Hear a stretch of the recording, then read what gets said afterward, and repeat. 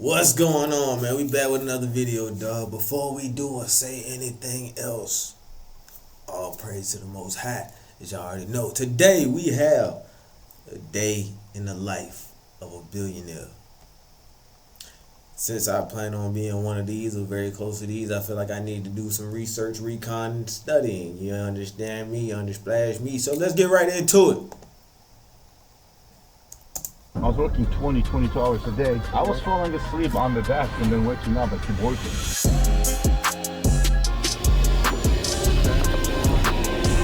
Got it.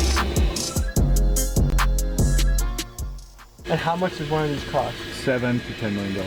And what made you decide to get two rather than just one? It just happened. How old you want to live to be? I will live till I'm 20 minimum. That's the off. Yeah, you broke. It's like everybody Want to talk about money. And this is like the last thing that I want to talk about. I almost committed suicide 2 years ago. The outer wealth, it doesn't give you happiness. It you up. I wanna be a billionaire. Billionaire. Yeah, I'm a billionaire. America now has more billionaires than at any time in history, while most Americans are struggling to make ends meet. Should we abolish billionaires? These notes were left on more than a dozen luxury vehicles along Point Grey Road, and the tires were deflated. Subscribe for more Eat the Now- Rich content. Come find us, come grab a popsicle, eat the rich with us. Eat the rich! Eat the rich! Eat the rich! Eat the rich! Oh, we got the cops coming right now. These are actual recent protests. years, billionaire has become a pejorative. So it's like that's a bad thing. Are you going to become a billionaire one day? I would say almost certainly, but that's not the goal. What does being a billionaire mean to you? Billionaire to me is having access to enough resources to actually make an impact on planet Earth. This is Jarek Tadla, and he's a billionaire that made his fortune in real estate. A first-generation Polish immigrant, he moved to America when he was 21 years old, and he got to work. Making money as a dishwasher and selling cars on the side, he scraped together enough money to buy his first property. As an immigrant who struggled to find housing himself, he realized that there was a hole in the market, so he began to build his real estate portfolio around serving the immigrant population. He grew quickly, and eventually he was able to scale into buying entire apartment complexes. And fast forward 30 years later, some might say this was a guy that had it all. The private jets, the mansions, the fancy cars, and the status of being a very wealthy man. But it was at this point where he felt the most miserable and actually considered taking his own life. After fierce internal battle, he came to the conclusion that inner wealth was much more important than any number in the bank or anything you could buy. Yeah. And he decided to start speaking to an issue that many men feel in their life, the feeling that they are not enough. In this episode, we explore what a day in the life of a real estate billionaire is like, and we jump into the world of Jarek Tadla. Let's begin. Let's fucking go, baby. If you want a little bit of that razzle dazzle, you want a little bit of that caffeinated Mike Tyson punch to the mouth, I pop one of these things and I feel like an AC/DC soundtrack is guiding my life. Sometimes you just want to pop it in there and let it do its magic. This is a product I use, I love. My crew had to ask for a refill because that's how many we used. And the sour cherry flavor really does it for me. Zero sugar. I zero mess with you, so I ain't gonna just skip a it. caffeine punch that'll get you going. This makes you feel like goddamn Hulk Hogan. I ain't gonna lie. You got like 2 more So seconds. make you jump out of your seat and do jumping jacks. This will make you weave through traffic. Yeah. You know what's important up. to me is putting clean energy into my body. Something that makes you feel good. Use code TOMMYG for 20% off your first order. You got 5 more seconds. Link is in the description. And now for the rest of the video. Yeah. At least you made it entertaining, I guess.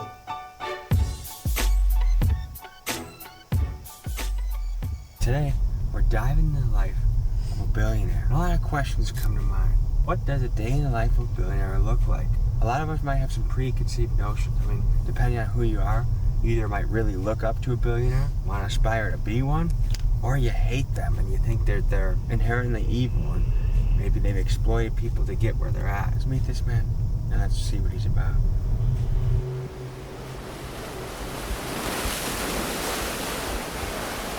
I wanna be a billionaire so freaking bad.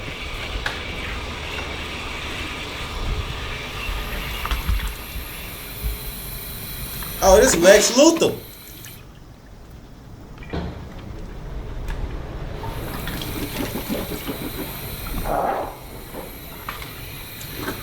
Okay, typical morning routine. We could have skipped this part, I ain't gonna lie.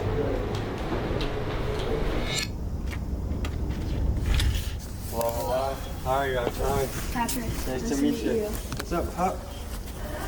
Good to meet you. Good. How are you, I'm Jarek Tadla. I'm an immigrant from Poland. I moved here in '93. I got Tommy G today at my house interviewing me, and I have no idea what I'm doing. You looked us up, you saw Staying pictures humble, of us that's with what's up. gangsters holding guns, and you're probably like, how do I fit into this picture? You know which one I like the most? The one that you did with the stealing cars. You like the car thief. Holy shit. Why the hell is you with Mo P? Like, what is that? And then you with Peso? Like, what? Bro, oh, bro tied in for real. Okay. I see what you're doing. I like that one. The one with the Miami is like, this is like a regular Tuesday. So like to me it was like, okay, so I wasn't impressed because I know that. Like this bubble I know. I don't know the other bubble.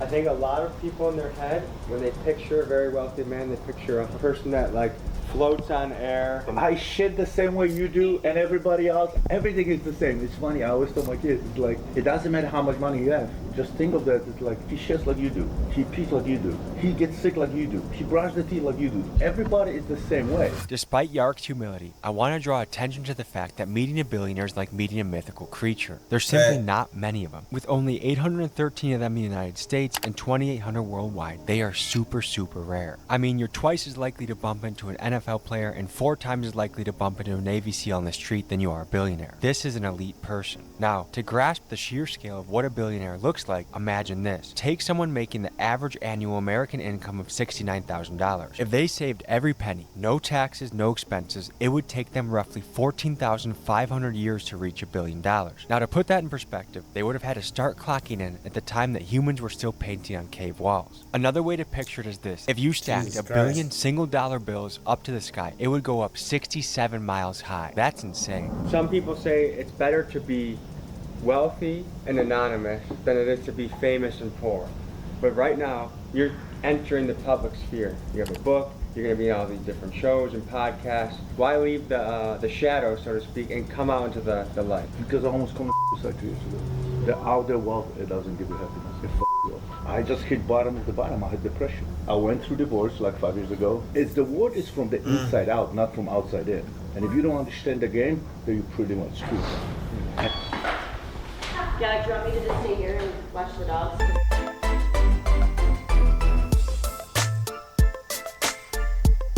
Yeah, go to school in your Rolls Royce. Like a rapper. Like this is what I would expect. Like Key Glock or I'm Kevin a normal Gates. guy. I still shit and wash my teeth the same way everybody else. We're have to get proof. We're have to get. No, we're not doing this. We were around here about 2 a.m. 2 nights ago with some guys with face tattoos and some of Kodak Black's cousins and street associates. It's interesting to me that 5 or 10 minutes down the road, you can go from Section 8 housing, people hustling, selling who knows what out of the apartment, to just a couple miles away, there's Rolls Royces. In Florida, it's a highway like US 1. On the east side, on the water and all the canals, it's the wealth, and on the other side, it's it's. But you know what? I moved here in 2010. It took me like 2 years to get used to it. If only nobody get here impressed by cars, or jets, or yachts. It's like the kids, you know what I mean? What cars do you like? Bugattis and stuff. I also like Porsche a lot. What kind of staff do you got? Housekeeper. I have a guy that takes care of my boats, my everything outside and all this stuff, and pretty much. Do you have a chef? Nope. Do you have a toilet seat warmer that sits on the toilet before you go on it, so it's a little warm? Dude, when you're gonna see my bathroom, you're gonna. This is the most exciting thing about my house. Do you have a butt cheek warmer on your toilet? Yes. Do you have a bidet? Yes. Will you have yourself an ice cream cone on vacation? No ice cream? I don't eat sugar. No sugar? I don't drink, I don't do drugs, I don't eat sugar. I just don't. A lot of successful people are addicts. So when we do something, we do 120%. The same thing with bad habits. And I remember getting drunk with my best friend, and I said I'm never gonna touch alcohol again. He said that's gonna last 6 months, and then 6 months, and then a year, 2 years, and it's been now 3.5 years. Is that a security guard with the vest up there? Yeah. Where's this, And then a calling it in front of you. Okay. He doesn't have a rifle on him, does he? Yes, he does. He does? Yes. My old school had 20 of those.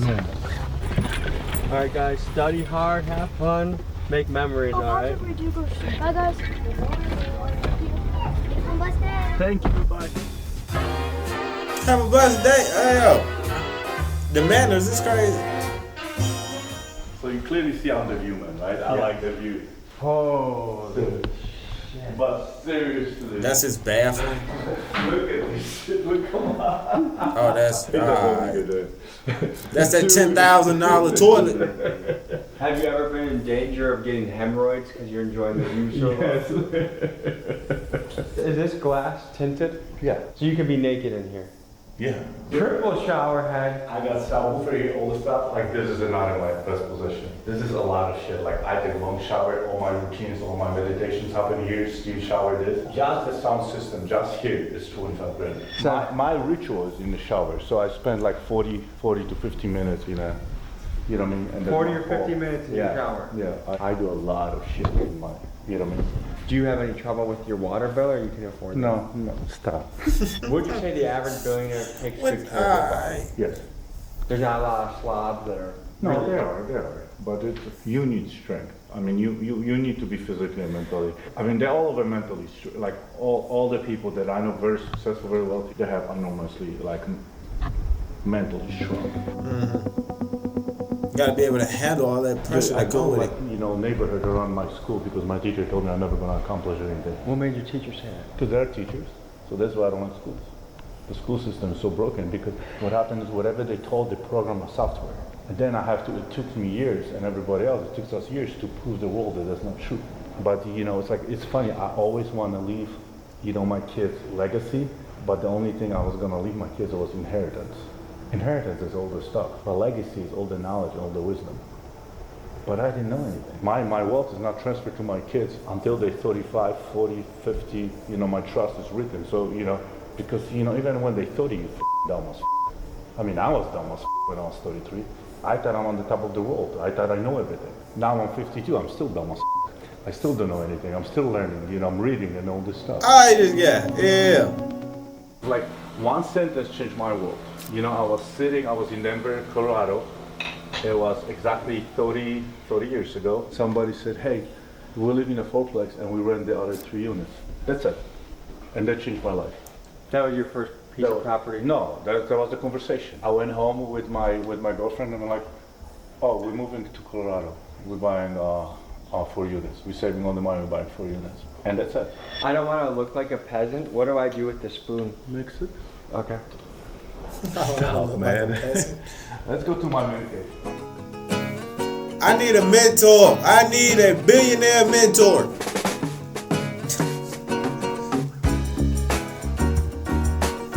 I'm not listening to nobody that's not in a position I want to be in. For nothing. And I advise y'all to do the same. For the most part. I moved here when I was 21.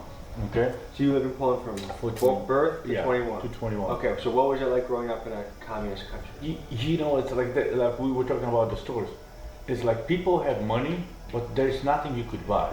So what happened is we have like everybody had access to, let's say, limited type of bread, sugar, vodka, whatever. There was no bananas, there was no fruits, nothing like that. I moved here, I was like, shit, I go to the store, it's like, what? Banana, chocolate, like all this stuff. Like you were going to the store, you were waiting in line to get a little bit. And it was like all the shelves in the stores were always empty. The information is limited. In this country, I learned about, you know, an entrepreneur because no, everybody has money, but what happened, there was exchange of the services. So that's why the money didn't exist. And that's what it is in reality right now either. It's an exchange of services that we do at the value we bring to the table. So what would you tell young people that want to try communism in America? Well, move to China or go to, you know, still go to Cuba, go to communist country and follow them and see and talk to those people how they work.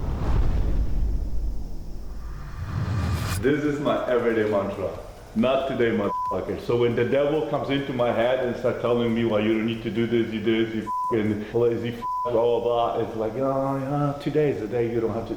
Today, motherfucker, not today. We're not doing this shit. How you doing? Are you Tommy? Nice to meet you, Tommy. So, year and a half ago, right? I'm sitting, getting ready to for the workout. I'm eating my ice cream. Before a workout? Yes. So this motherfucker comes in and is like, Papi, what are you doing? I'm like, eating my ice cream. I'm like, okay, it's my cheat day. He said cheat day, and this motherfucker comes in and goes like, listen, we don't cheat. We don't cheat, baby. I did not have a cheat day in fucking 20 years.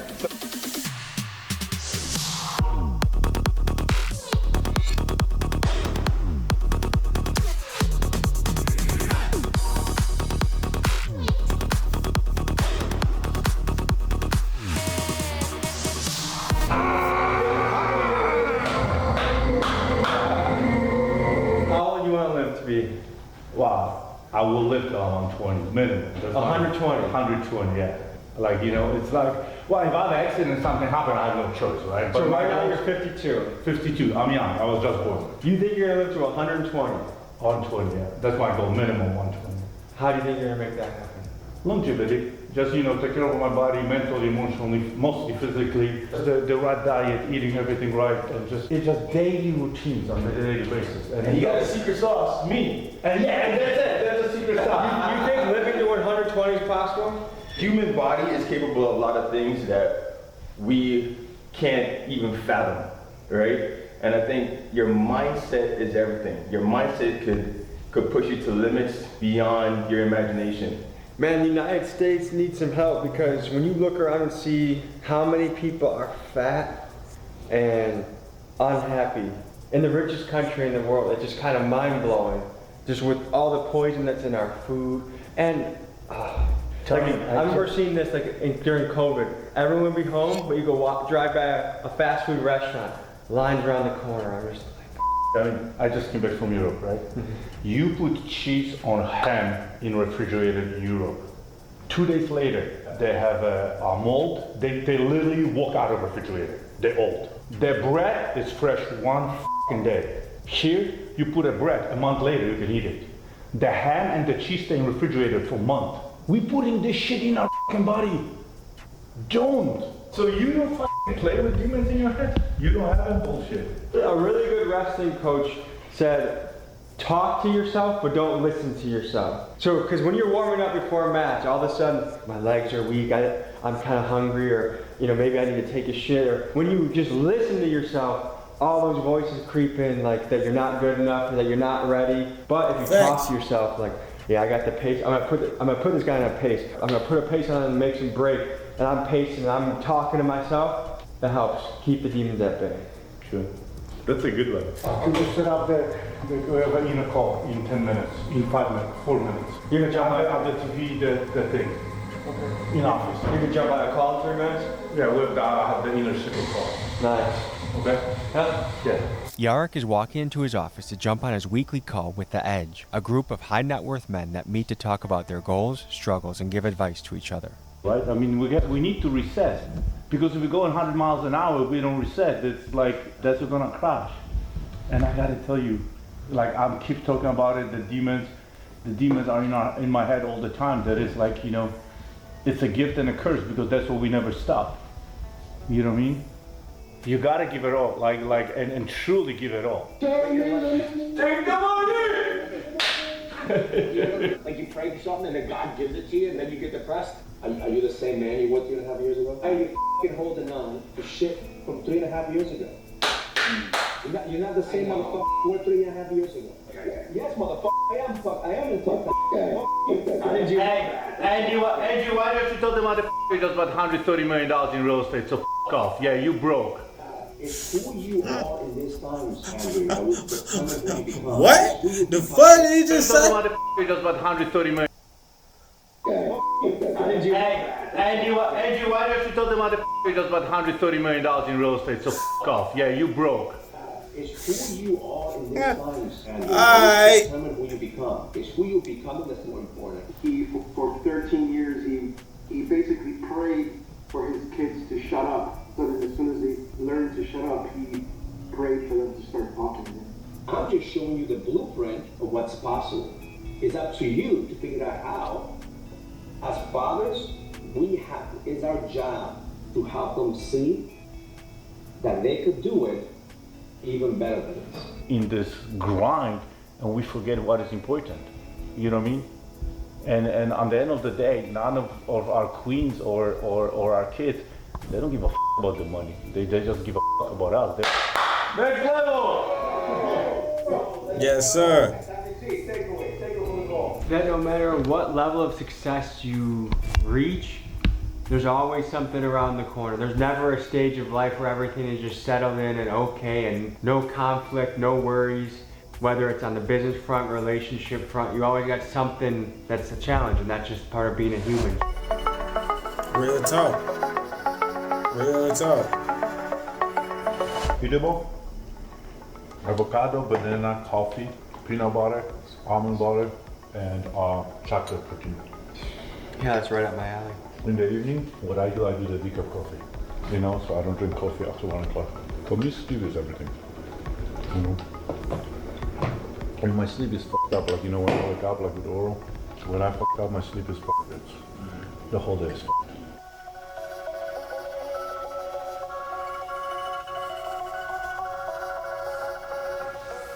Come on in, sit down. How are you, sir? It's Tommy. Hey, Tommy. how are you, sir? Nice to meet you. Nice How are to you? meet you as well. What do you do? I'm sell real estate. Yeah? So houses like this. I saw in this house, multiple. What's it like being in that market? It's my passion. I love it. It's exciting, you know, especially down here. I mean, look at this. So you're walking. Doesn't get much better, right?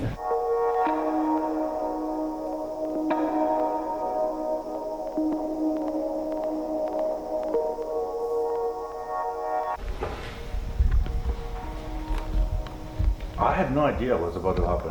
I find out the shit the way you do. So it's a Forbes interview about the book, I'm assuming. So we'll see. You know? Can you hear us? You hear me? Yeah, I can hear you all. Can you hear me? Hey, Mark. I can hear you. Okay. Nice to meet you. Nice to meet you. And we are recording. Let's start from the beginning. You're from Poland, correct? Yes. You know what? The only thing I never knew what I'm gonna do. Funny, I always knew because I'm coming from Poland, from a communist country. I always knew I never want to work for anybody. I always knew I'm gonna be, entrepreneur, and I always knew that I'm gonna work for myself. When you came here, you lived in, where did you live the first time, in Rochester? Rochester, New York, upstate New York. And then you moved to Denver. Where Denver, Colorado. I'm in Florida, South Florida. What's it feel like having a book out there? It feels good. It's a step one. It's a step one. Not enoughness. Okay.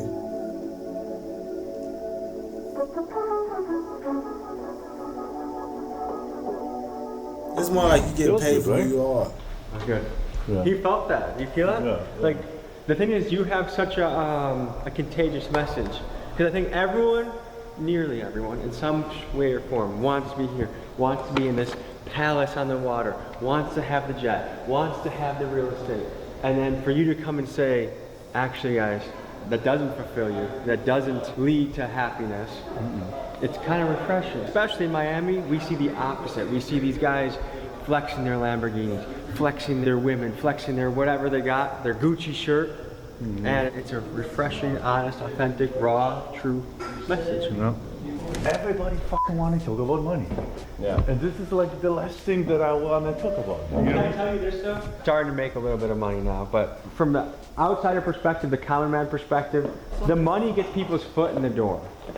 If you were worth 70 grand and you're starting to talk about how you wanted to stuff, a lot of people are in that shoes. But a guy that has made what you've made talks about that, it's like, holy shit. Like, I only could find people that, because in this society you get level of respect depending how much money you have. And Facts. that's what is fucked up. Because the best people that can teach you and they can show you, they don't have a time to share this on social media, they don't have a time to write a book, they don't have a time to be around. Because they're busy, their fathers are working 3 jobs. You know what I mean? But because they did not accomplish anything financially, so they don't have a word. Why do you think that is? Well, you just said it. Because it's a bullshit story the society is giving to us. You get judged based on your net worth and... Facts though, man. I'm taking stuff in. Y'all need to be taking in and studying and Did listening. you see a homeless guy on the side of me. the road? Did you ever give him $1? Dude, I did give, to homeless people, yes, but not to everybody. What makes you decide when you'll give him a couple bucks? I don't give to people that, like sit on the street and just on the red lights. But like when I go by the homeless people and I see like they're really struggling or like, picking up stuff from the trash can or just ask me at the store, then I'll have a problem. Look how bad the damn truck is. Good and bad at the same time.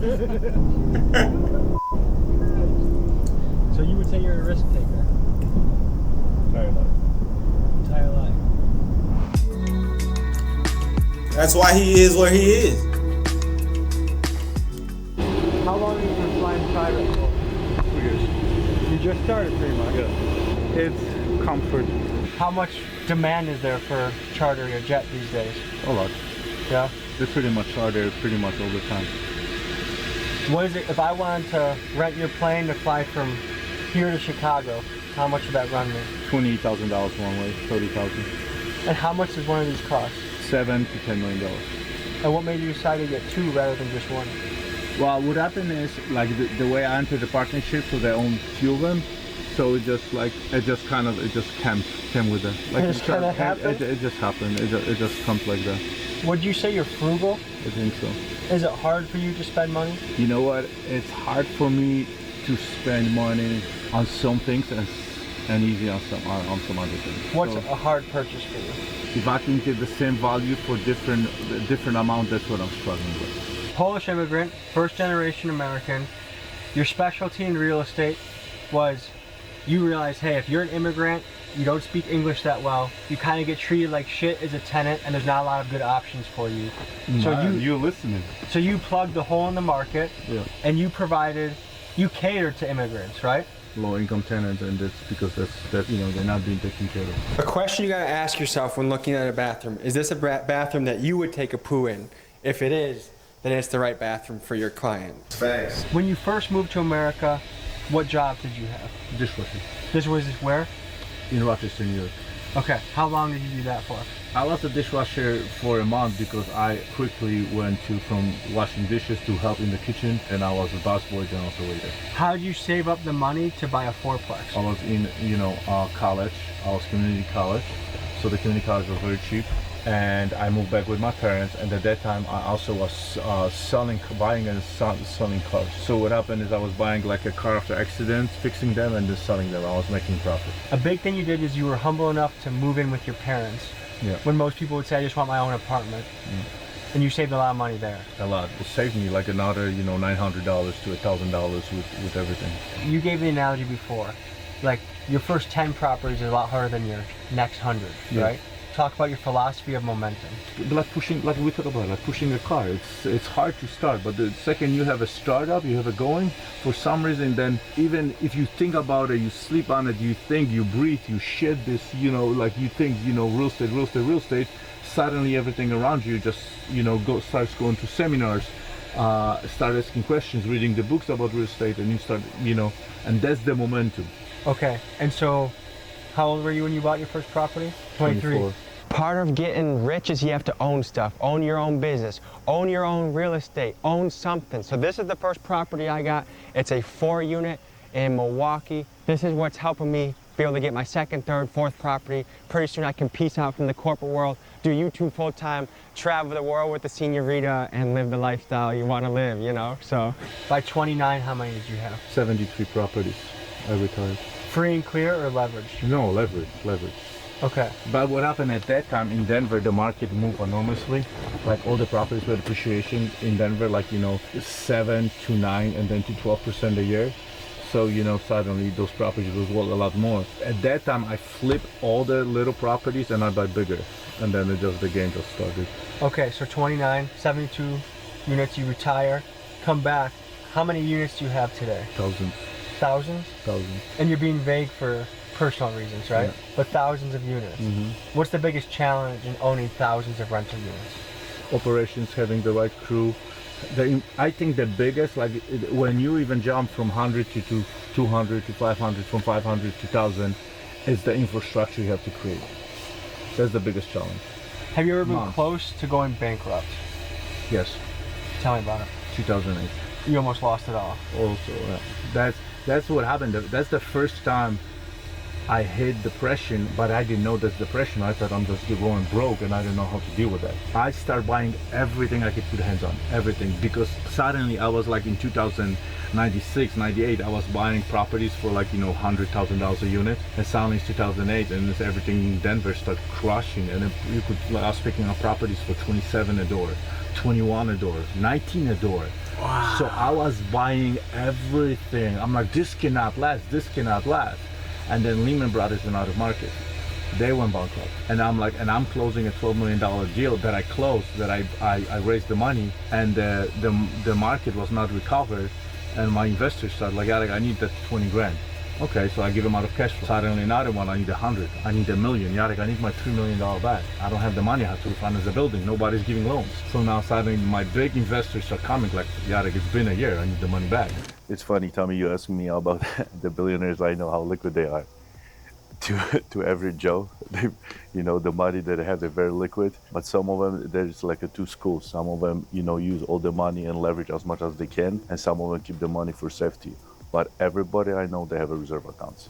When people hear the word billionaire, they often imagine vaults overflowing with cash, as if $1 billion is just sitting in a bank waiting to be spent. But usually that's far from the truth. Most billionaires don't hold their wealth in cash. They're investors. Yarek's fortune, it's tied up in real estate. Mark Zuckerberg's Facebook equity. And Warren Buffett, an astounding 99% of his wealth is locked into Berkshire Hathaway stock. Why? Because cash sitting in a bank doesn't grow. To become a billionaire, you need to put your money to work. You have to move it, invest it, and strategically place it in vehicles that generate high returns. And some would argue that that's the mindset that separates the wealthy from the ultra-wealthy. Yarek took my crew and his family out for dinner, and something noteworthy was that Yarek made his kids stack their phones in the middle of the table to ensure that everyone was fully present for the conversation. I also learned there that his kids worked regular jobs, like for example, his daughter is a waitress. So we hung out together, ate some sushi, and after that, we went back to his house to finish our night.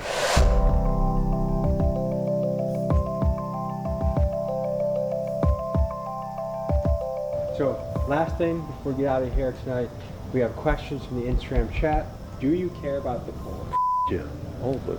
It's of course I do. This is like, I don't divide people. I don't segregate people between the, you know, how financially, how strong or how poor they are, or, you know, I qualify people, and I care about all good human beings. If you're poor and dick, no, I don't care about you. Do your nuts feel bigger because you have money? I love you guys. You know, nuts don't. Ego, yes. Your nuts feels bigger, definitely. In Poland, what kind of family were you born into as far as lower class, middle class, upper class? In Poland, there was no there was lower class, there was middle class, there was no upper class. So I was definitely born in the middle class. Have you ever been invited to Bohemian Grove? No, I have no idea what it is. Like, have you ever been invited to some cult or No, I haven't. Is the American dream still possible? Fuck yes. Huge. Huge. And I think it's more possible than ever was before. Why? Because of the social media and how quickly with the information exchange and how actually younger and younger people are getting wealthier and wealthier. We got to dive into your life. We got to learn a lot. I got to experience things that I've never done before. I've never been on a jet before. Thank you for that. Any final thoughts you'd like to leave the audience with? Remember, everything you need is within you, and the inner wealth is more important than the outer wealth. Enjoy life. Be humble and stay a good human being. Pleasure, brother. Thank you. Thank you. All right, I'm getting out of here. It's your bedtime, isn't it? It is. Holy shit, it's 9:30, brother. Dude, it's time. We kept you up late, Holy huh? shit. Truly, thank you, man. Again, thank you, guys. All right, we'll see you. Okay, bye. Peace. Good night, Patrick.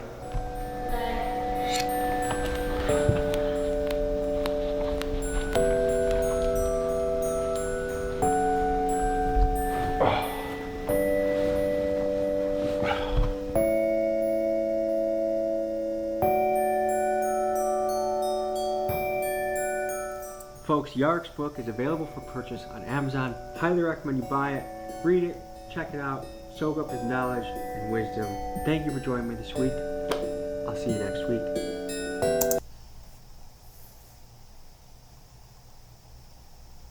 Diddy's inner what? Alright, bro. Anyway, that's gonna do it for this video, y'all. Like he say, this is a very possible reality for a lot of people. I'm about to start reacting to a lot more of these kinds of videos because I don't know, I really just watch the other videos for entertainment. You feel what I'm saying? Like, but this is what I watch on a regular basis. This is what I watch when the cameras are off, as Flight says. And he said, especially for younger people, it's a lot easier, or whatever the case is. It would be pretty easy for me if I start getting shadow banned on everything. I'm not that bad, bro. What's y'all beef with me, bro? What I did, bro?